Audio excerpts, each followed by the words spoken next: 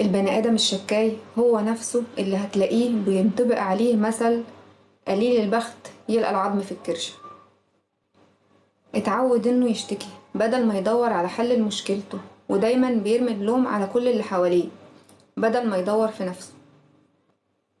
في ناس ما بتحبش تعترف بغلطها وبتخلق لنفسها مليون عذر، وهم دول نفس الناس اللي بيعشقوا دور الضحية.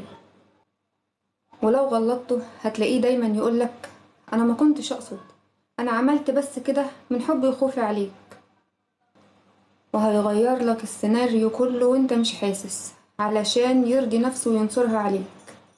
فما تديلوش الفرصة يكمل الحوار وانهيه،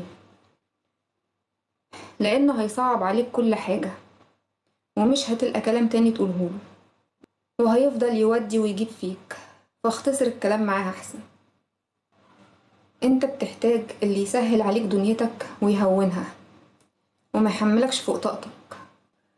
ببساطة اللي هيسهلها ويهونها عليك افتح له بابك، إنما اللي هيصعبها عليك ويخلق لك مشاكل ويمثل إنه مظلوم وضحية اديله كارت أحمر. لا يكلف الله نفسا إلا وسعها.